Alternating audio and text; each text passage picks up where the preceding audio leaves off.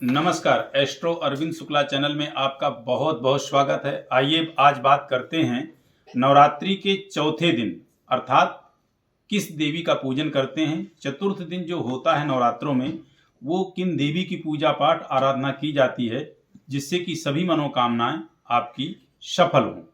तो चौथे दिन माँ कुष्मांडा की पूजा होती है। माँ दुर्गा जी के चौथे स्वरूप का नाम है कुष्मांडा।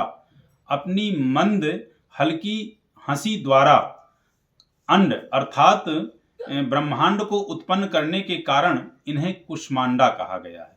देवी के नाम से जाना जाता है, कुष्मांडा देवी के नाम से जाना जाता है। जब सृष्टि का अस्तित्व नहीं था, चारों ओर अंधकार ही अंधकार था, तब अंधकार ही व्याप्त था, तब जो है इन्हीं देवी ने अपने ईसत हास्य से ब्रह्मांड की रचना की थी। अर्थात इनसे पहले कुछ नहीं था और सब कुछ जलमग्न था, कुछ भी नहीं था।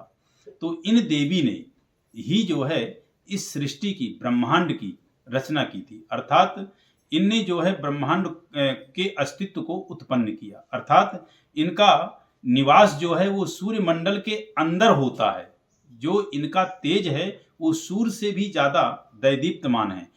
ये सूर्य लोक में निवास करती हैं और इन्हीं में क्षमता है जो कि सूर्य के अंदर की स्थिति अर्थात सूर्य के लोक में निवास करने की क्षमता और शक्ति केवल इन्हीं में है। इनके शारीरिक कांति और प्रभाव की भी जो तेज है वो सूर्य मंडल से कहीं ज्यादा है, सूर्य की प्रकाश किरणों से कहीं ज्यादा है और सूर्य के समान ही ये दैदीप्यमान है। तो ये जो कुष्मांडा है, ये देवी का जो स्वरूप है, ये सिंह में विराजमान है, अष्टभुजा हैं और अष्टभुजाओं में इनने क्रमशः जो है अपने हाथ में खड्ग, चक्र, पुष्प, अमृतमयी माला जो कि सभी सिद्धियों को देने वाली है, उन चीज़ों को धारण कर रखा है। और इस दिन जो भक्त होते हैं उनका जो है मन अनाहत चक्र में प्रविष्ट हो जाता है। अनाहत चक्र में मन होता है और इस चक्र में जाकर के उनका मन ठहर जाता है।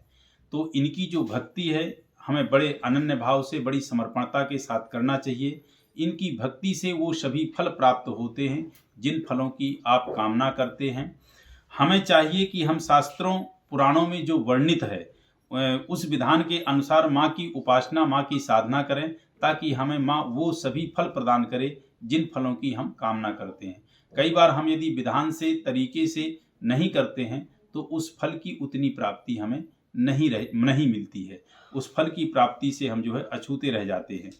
और जो व्यक्ति इनकी अनन्य भाव से साधना करते हैं वो ऐसे ही कांतिवान होते हैं, ऐसे ही दैदीप्यमान होते हैं जैसे माँ दैदीप्यमान, कांतिमान और बड़ी ही प्रकाशित है।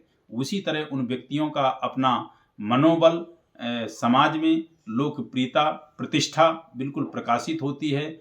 आत्मबल बड़ा उनका प्रबल होता है। कभी भी कोई उनको निर्णय लेना है, कोई डिसीजन लेना है तो उनके अंदर डर, भय, किसी प्रकार की कोई जो है संकुचित स्थिति नहीं रहती। अर्थात उनके हृदय में कोई ओहापोह की स्थिति नहीं रहती कि मैं ऐसे करूं या ऐसे ना करूं, ये करूं या ये ना करूं।